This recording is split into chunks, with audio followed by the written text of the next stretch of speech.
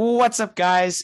It is Ricci here, bringing you the F1 podcast, season 2, episode 7. As I said, it is Ricci here with my amazing co-hosts Erica and Andrew. And Andrew, welcome back from vacation. We missed you dearly. Well, I missed you both. And Erica, how are you? Good. This bike works better when it's a tricycle, so I'm into it. Thanks for coming back, man. Why, you miss me? It's just fun. I don't know. It's nice when we're all here. That's fair. The more the merrier. I think, I don't know if you heard, but Andrew, I think whoever our next sponsor is, they got to send Erica down to Mexico for a week. Yeah, seriously, everyone's got to go. I know you guys were each there for a week. I've never been to Mexico. Feel like that's something that needs to be crossed off the bucket list sooner than later. But yeah, if anyone wants to sponsor me for a trip to Mexico, I am open to discussing sponsorship deals. Cannot beat an all-inclusive in Mexico. Depends on which coastal you go to. I've never been to the West Coast side. I've been to Cancun and Playa. Yep. I really like Playa. I think Playa was a lot of fun.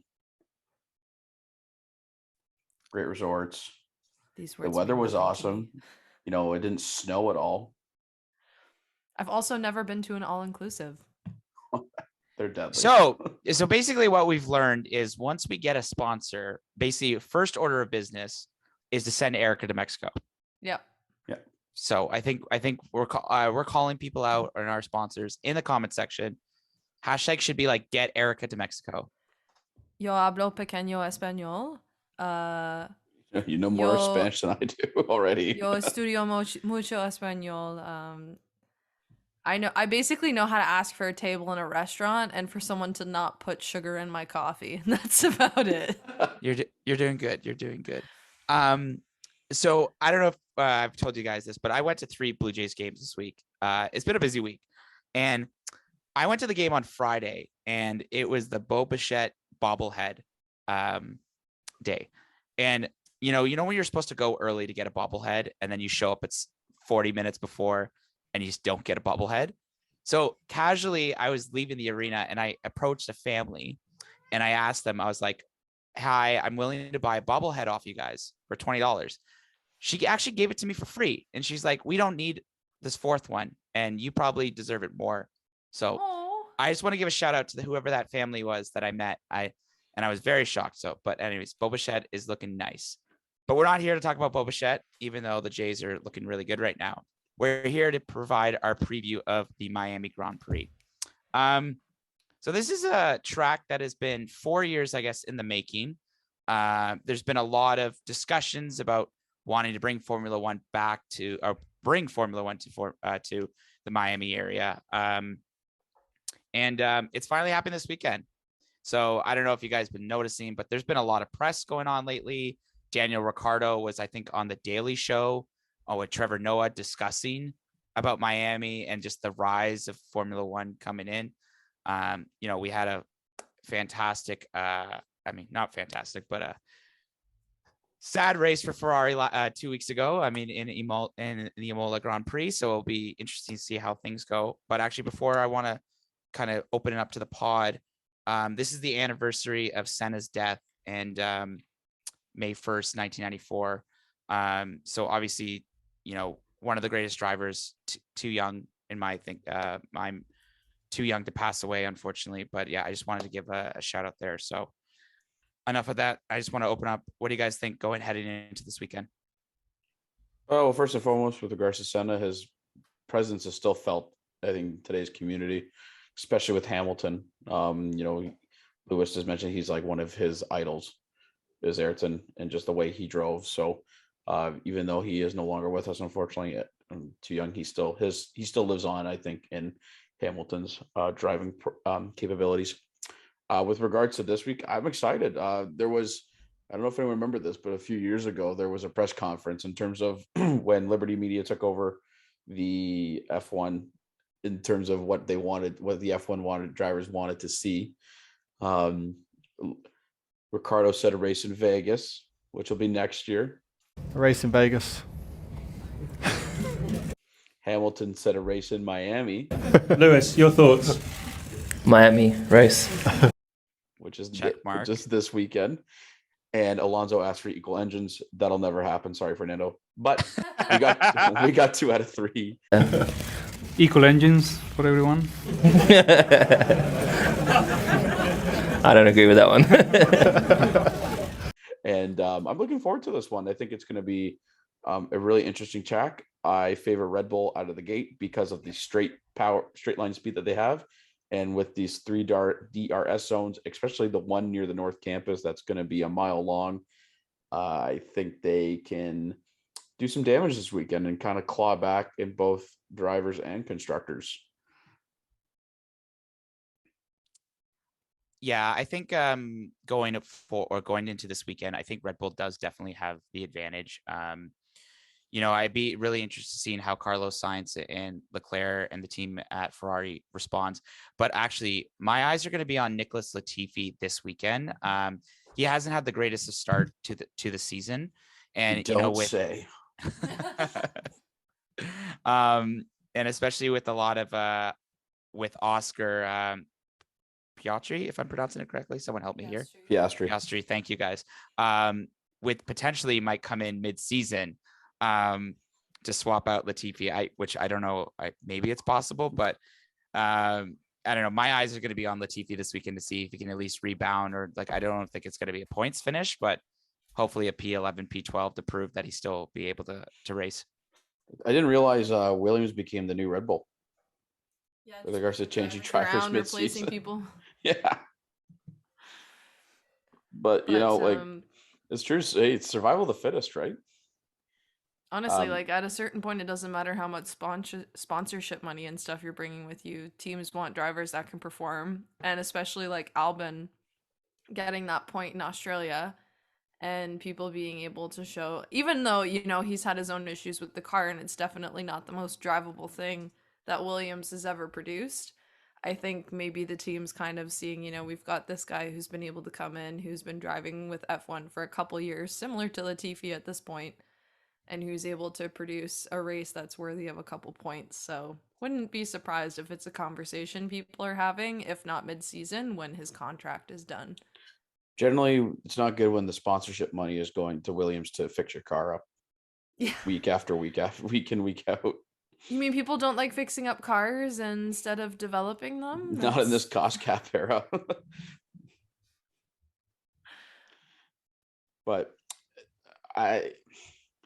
it's so tough to predict, right? When you think about up until last race in Imola, when we were thinking, Red Bull and Ferrari powertrain teams were just, aside from AlphaTauri, have been doing really well, and then all of a sudden we got McLaren there with Norris scoring a podium, right? So, and Russell going P4, which I find interesting how he can maximize the car and Lewis cannot. So just cannot drive that car. Can we just take in the fact that for the first 4 races of the season, George Russell has been 4, 5, 3, and 4, and still whatever issues that is happening in that Mercedes Silver Arrow, he's still been able to pull it off, while Hamilton has not. He's been really it's literally taking everything out of his body, because he's even said too that he even has chest pains, back pains, he's short of breath a lot when driving that car because of all the porpoising. But hey, it's literally taking everything out of him, but he's scoring results. And I don't know what's going on with Hamilton. I thought Nico put it really well the other day. I know people were ragging on Nico for him saying it 20 times, but it's true. How do you have your inexperienced driver, quote unquote, finish 9 positions ahead of, an 8-time or 7-time world champion? Sorry, that's going to trigger a lot of people when I say 8-time world champion. Flashbacks of Abu Dhabi right now. Yeah. I think there's a lot of questions to be raised with that for sure. And I mean, it wasn't just Mercedes that was having issues with porpoising last week. If you saw some of these guys coming off the kind of starting straight going into some of the turns last week, it was an aggressive amount of movement coming from those cars. Everyone was kind of...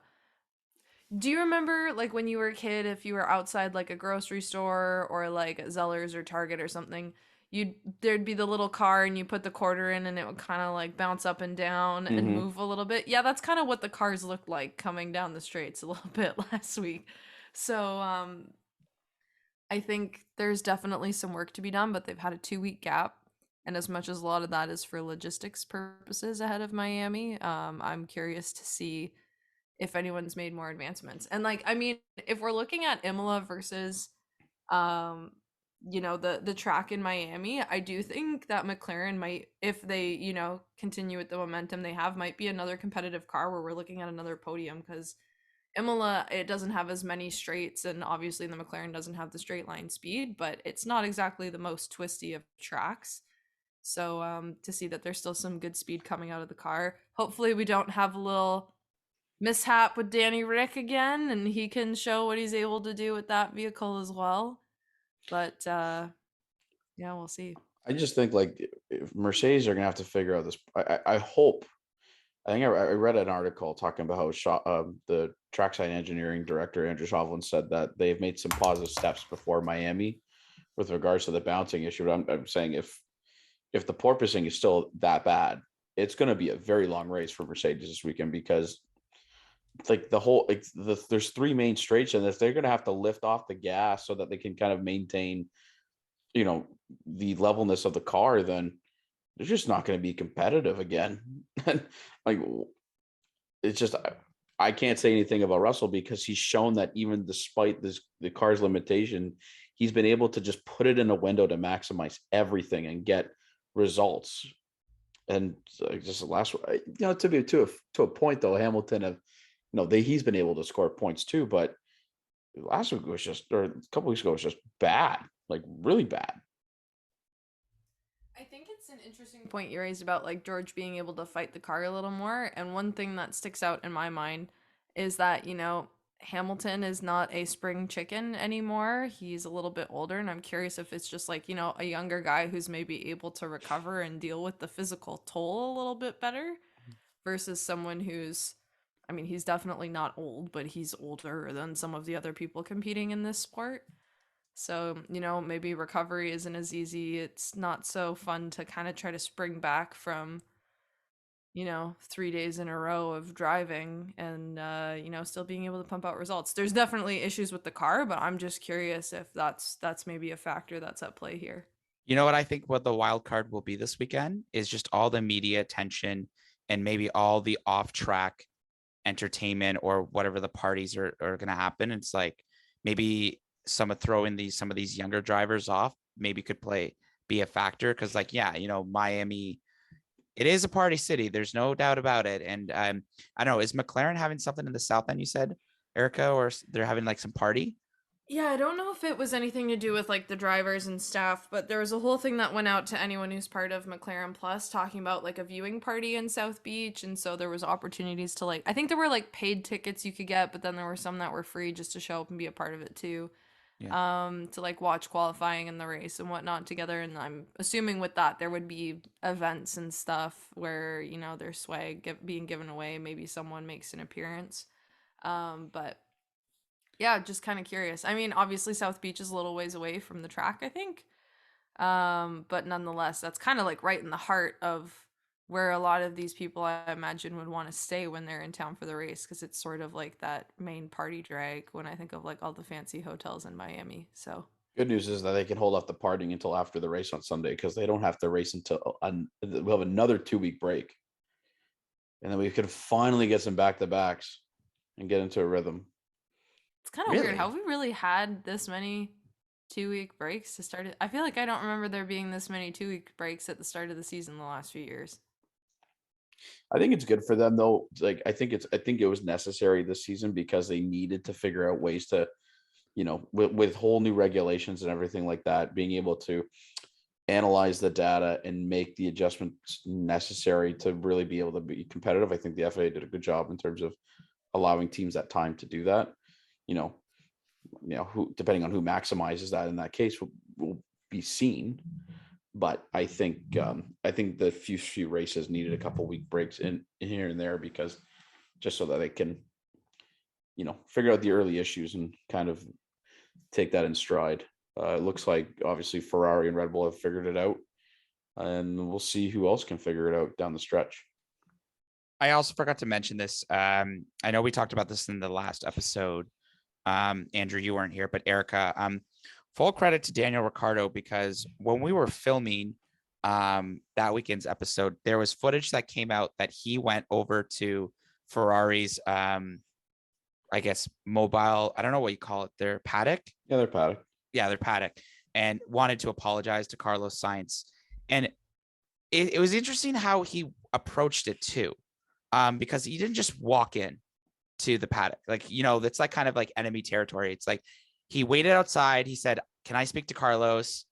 And then wait. And then I guess a Ferrari person came and grabbed him. But I just wanted to give full credit to Danny Rick for that. But yeah, I think I did call him a wanker in our segment, but I will go back to Rockstar, I think.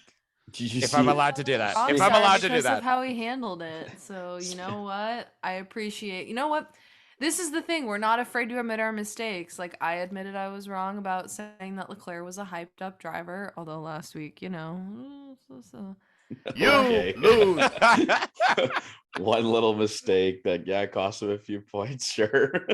Still That's just like 27 points in the lead of the championship. Yeah, And I'm like, isn't that crazy? You cough up a podium place last week, yet you're still like miles ahead of your competition in the driver's standings. But not only that, is like he made up, I think, 3 or 4 spots because of that, regardless of that screw up. Yep. Oh, and that has to do with the car too. I think, as I said, Ferrari's going to win the Constructors' Championship this season. We just need to have Sainz finish a race this weekend. He's Yeah, probably it'd be so great. happy that there's no gravel traps in Miami. Smooth operator. Speaking of which, did you see that they have like a fake marina Oh my at goodness. this like track? Yeah. So they, as part of the track layout, they're going to put a fake marina in and literally fake water. What? How is that even possible? It's going to be like it's like either like a film or it's like painted. Are they at one of just the corners. mad because like other street circuits have that? Like Monaco's got the water in the marinas. And then, I think they're just trying to incorporate Miami Beach into. Okay. But I saw a tweet was funny. It goes like, if Gio doesn't go there this weekend and walk on water, then he isn't Jesus. Oh, that explains so much, because I saw a picture where someone photoshopped Gunther with the boat from Drive to Survive, and I was like, I don't understand the context of where they've photoshopped him in. Now I get it. Okay, that makes a lot more sense. All right. I am behind on the times, evidently. But You can't play the Miami track in F1 2021, can you? No, I don't think it's in there. If it's coming out, it could be. I think it might be coming out in 2022. Which comes out in July. I feel like that would make sense. Why release a track before it's actually been raced on? Yeah, because I remember when they announced Las Vegas, I already saw it within a couple hours on Reddit. Someone made a modded track. So It should be interesting. Interesting. But I think it's going to be fun. I think the big question is, I'm curious to know what the sectors are, because that's not been made apparent to me at this point in time. But I have a guess. what's your what guess? is your guess? Okay, so just based on what I've seen in terms of like turns and whatnot, I think from the start line to turn 9 could be one. And then from 9 to say maybe 15 or 16 would be the sector 2. And then 16 to the end to the start finish line would be sector 3, because that would have each sector would have a DRS zone effectively. And that straight between 16 and 17 is quite long. And we see that in Bahrain, they have like sector 3 is like that long straight at the end with the two turns, and then go. So I think that could be it. I think it could be 1 to 9, and then from 9 to 16 would be sector 2, and then 16 to the start finish line would be sector 3. That is going to be a bad area for teams that are struggling on the straights, is 16 to 17. I think we'll be able to see a lot of passing happen there. I'd hope so. This is like, it reminds me of Baku and that's straight. want to go back to in a few weeks' time, to go back to Baku after last year. I think there's a lot of unfinished business, but that's not what we're here to talk about. We're here to talk about Miami. So No, I think it's going to be a great spectacle this weekend. I think it's going to be, the vibes are going to be very there with oh my regards to the, gosh, yes. and I wish I was there to party, because it would be quite the time. I think it would be so fun, and like some of the teams are really getting behind it. Like the line of Miami gear McLaren released, I wanted to spend so much money on all of it. It was so nice, but just it wouldn't get here in time for the race. So kind of like it'd be nice to have, but Andrew, did you end up getting that Aston Martin bucket hat that I sent you? No, I didn't. Unfortunately not. Okay. Because I think I'm trying to save up enough money to get that $6,000 3-in-1 jacket. there's a $6,000 3-in-1 jacket. No, that's 600 something. Oh, okay. Still a that's crazy expensive. amount. Someone's got to pay for that sponsorship dollars.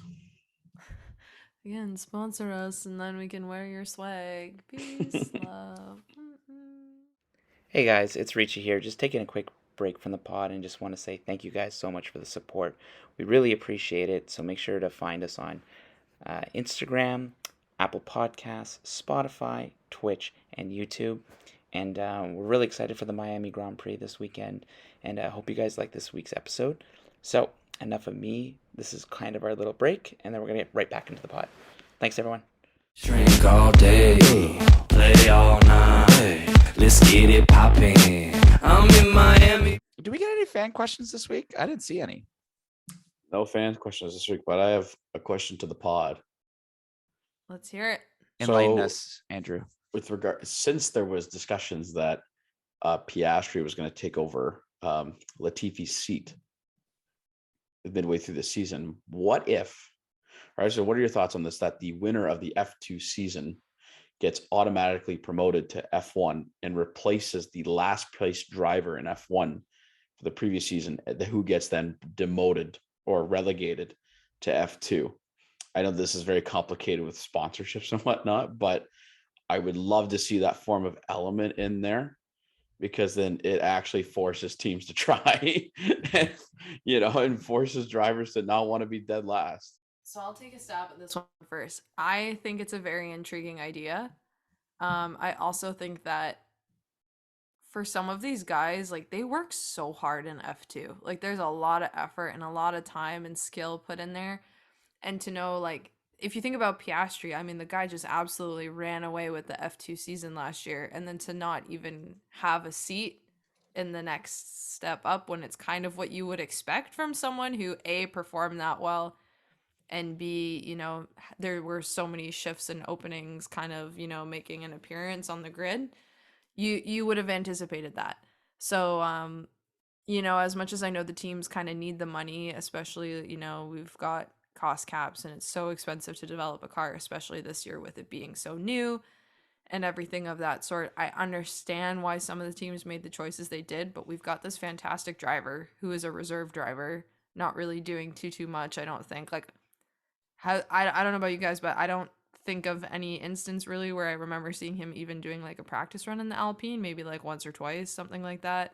And then he may have been like lent to McLaren when Ricardo had COVID and they weren't sure if he'd be able to race. But I think it's a good way to reward people. And actually, like you were saying, Andrew, I think for some of these teams who are just used to accepting that they're going to be lower down the grid, to be like a little more competitive and have a little bit more of a battle, not just for whoever's going to take the title at the top, but to avoid relegation down at the bottom. So question, I'm going to jump in here. So question to Andrew or to our fans. Isn't the new regulations requiring that the reserve drivers need to spend time at practice in the car? Yeah, there are regulations that require, I think, I forget what the rule is, but yeah, more reserve. There's got to be more time for reserve drivers to be in practice. But it's practice. Anybody tell you that I miss practice? If a coach say I miss practice and y'all hear it, then that's that. We ain't talking about the game. We're talking about practice, man. Talking about We practice. ain't talking about the game. The game that they live and die for. To sum it up, when you just talk about practice, we sitting here, I'm supposed to be the franchise player, and we're in here talking about practice. I mean, listen, we talking about practice, not a game, not a game, not a game. We talking about practice, not a game, not the game that I go out there and die for and play every game like it's my last. Not They're talking about practice. Like you see, like teams in practice, teams run whatever they want in terms of their data if they want to see how they do in the short ones, long runs, right? It doesn't matter. They kind of just get thrown in the car and they try to maximize their data, but they're not racing. Mm-hmm. And So- that's it. It's not necessarily a good indicator of anything to come because, like you said, they want to know how each compound's going to do on the track that week, in certain conditions and whatnot. So, Like you tell It's me people like in the nice. NFL want to just be saddled with the practice squad. No, they want to go play they want to play in the big leagues. They want to play with the big teams. Like it's the same concept in F1. Like as much as they love to be reserve drivers, they want that F1 seat. Yeah, and it's sad because there's obviously a lot of great drivers that come out of the F2 program, and it's proven. Like we have Mick Schumacher, Lance Stroll, like George Russell came from the F2. Like pretty much half the grid came from the F2 program. I think was Joe in Yeah. F2? He came third last year, and well deserved third, and was awarded a seat this year. But my only worrisome is if we come to I do like that promotion and relegation zone. Like I actually think there's always been a debate if they want to bring that to the U.S. soccer, feel like to MLS. But like my only worrisome is like, okay, so if there's multiple drivers that are like get 0 points at the end of the year, which happened last year, so it's like, then how do you determine who would get relegated? Like, would it just be like who finished do more teams get more points now? So I think there will have to be a lot of like open negotiations on some of those rule changes. So it's like, obviously, what's the average the person has placed? Do crashes now have more of an impact on like your standings or like where you end up if you're stuck in a relegation battle? Like, yeah, so that's some of the kind of questions I would have. I think it one could way, also be Sorry, go ahead, Emma. Andrew. Oh, I think one way to alleviate that would be, well, there's two ways to do it. I think one would be you take like their best 10 race results and you compare from there, or your best 12, you take half the season, take their best results and go for, because you're gonna have crashes and DNFs and so on and so forth. So eliminate those in terms of the performance. You go from there, or better yet, let's get some more teams in F1 for crying out loud. Like, I don't think the talent is watered down anymore. There's so many good drivers coming through the system. Like, I don't know how many, like, there's so many drivers that come through F2 that deserve a shot at F1 and they don't get it. So they get saddled off to IndyCar, which is still great, but it's like, they want to be, like, you work so hard to get an F1. Let's get a couple more teams in it. Maybe we'll start with one. So we'll see how that goes. And then maybe two, because I don't think the talent's watered down anymore as it used to be. There's going to be a lot of competitive racing. I think my concern with adding more to the grid, and I feel like we talked about this at some other point, is just, I think it would have to change which circuits they go to, because on some of them we already have like a decent amount of, if you think about like Zandvoort last year, it was just like so much lapping and traffic that people had to get through, even with just 20 drivers on the grid. So to have like 22, 24, I'm kind of curious what the impact would be on that. Obviously, there's other tracks where people are able to space out and stuff. It's not really as much of a concern. But, kind of curious, like think about this past week at Imola, like with Leclerc.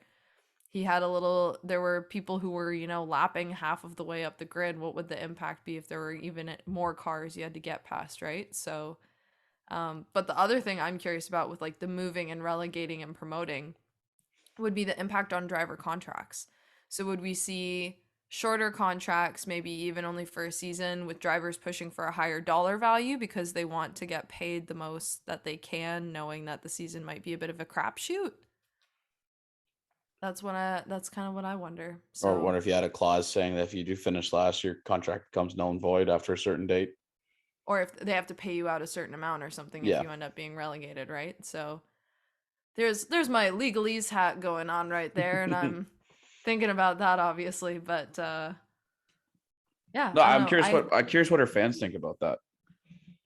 Yeah, so write in the comment section below, like, do you think a promotion / relegation system could work in F1. And, you know, obviously we just talked about this for like 10, 15 minutes, but like, love to hear what everybody else thinks.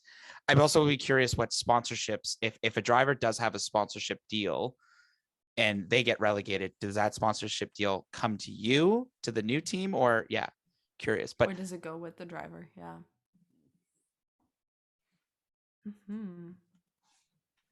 I mean, there's obviously some that would go with the driver. I mean, like Safina would go with Latifi, obviously, because his dad works at the company.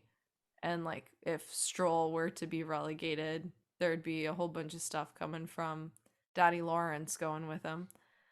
But you like that one, eh, Daddy Lawrence? But I prefer Bond villain. Bond villain, yeah, that's a good one. But yeah, I don't know. I'm curious. I'd want to know what people think about that because I think that's an interesting conversation to have.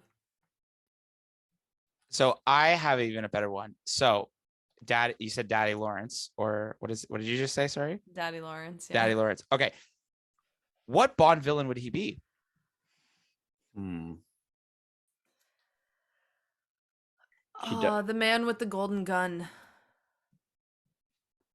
Man with the golden gun. I think that's one of the Sean Connery ones. It's one of the like OG ones where he's basically got That was like a Christopher private Lee, island. I think. Like Scaramanga. Yeah, I don't even remember. I basically just know who Bond was. But like there's a whole, I don't know, it's just very like rich people doing the crazy things with like insane compounds and private islands and stuff, and like he's literally got a gun made of gold, and that's kind of like the calling card of this whole shtick. So Was that the where it's the one where, you know, the laser's about to cut up Bond and he's just like, what do you expect me to do? And it's like, no, Mr. Bond, I expect you to die. That was Goldfinger. Goldfinger, yeah, that yes. was Goldfinger. So no, he's trying to get a device that harnesses solar energy or something like that, and then he gets targeted by a famous assassin. It's a whole thing. Oh, it's Roger Moore. It's not Sean Connery. It was one of the Roger Moore Bond movies. So, I don't know, but that was just the one that came to my mind. Extravagant displays of wealth involved. So,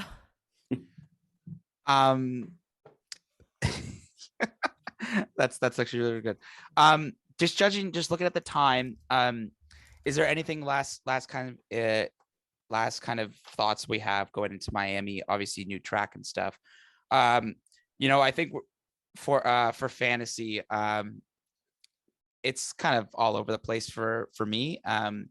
But I had to drop Carlos Sainz the last one, and I put all my money in Red Bull for constructors for the next couple of weeks. I Yeah, think from Go ahead, Sorry, Erica. go ahead. No, go ahead, Erica.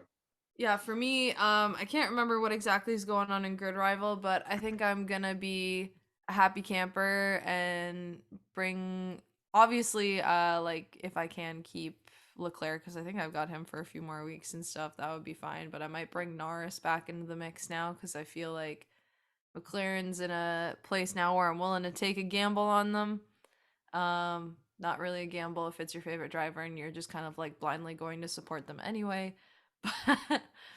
But for me, I think keeping Bottas in the lineup is a smart idea.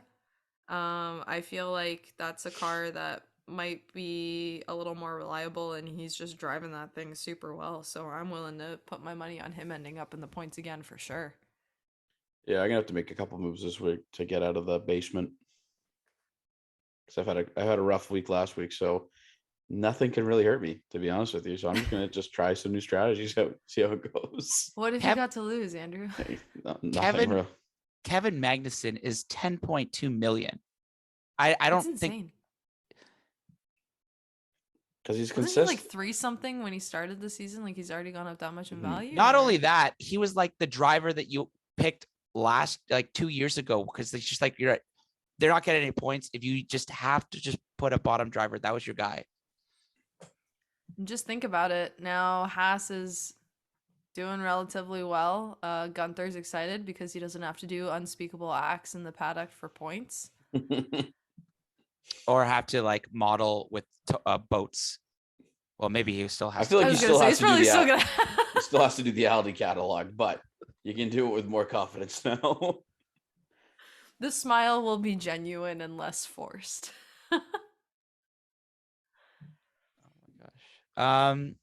Okay, I think that's it for this week's episode. I think there's a lot of excitement going into Miami this weekend. I think it'll be interested to see how some of the drivers do, and then we'll kind of see how fantasy goes. So I think on that note, I think we're gonna end it here. But thank you everyone so much for tuning in. It's been a fun week. And, happy the whole team is back. We're excited for this weekend. We're all in one country now. This is exciting. Make sure to hit that like and subscribe button. Follow us on YouTube, on Apple Podcasts, Spotify, Instagram at f1.podcast, and also on SoundCloud and on Twitch. For the pod, it is Ricci here. To Andrew, to Erica, to sign us off. I forget how we do this. No, yeah, go ahead. Well, I'm I want gonna to thank everybody for joining. What is actually it's a milestone episode, everybody. It's our It's a 20th. milestone. It's our 20th episode. We're doing. Wow. This is our Clap, 20th clap, episode. clap. So we thank you for being here for the first 20 or 19. And we can't wait to continue to provide more F1 content from episode 20 onward. But Erica, what would you like for the fans to do? I would really like it if they liked and subscribed, Andrew. I think that would be a swell idea. Exactly. Please like and please subscribe to our YouTube channel or Ricci, as well as Apple Podcasts if you have Apple, Spotify if you have Spotify, and tell your friends about us because we love would love to grow our base. And if you have any sponsorship opportunities, let us know. I love that we're pushing so hard for sponsorship. I don't know why, that makes me happy. I'll take a 10-pack of Timbits from a fan any day. I feel like that's how you know you've made it. Someone just hands you a pack of Timbits off the street, like, hey man, here you go. Or if you're walking down the street and it's like, hey, you're the guy from the F1 podcast. And I'm like, Yeah. it's not just me. I got a team, but yeah, thank you. One day. Anyways, on that note, we're going to sign off and we'll see you guys next week after the inaugural Miami Grand Prix. Thanks, everyone.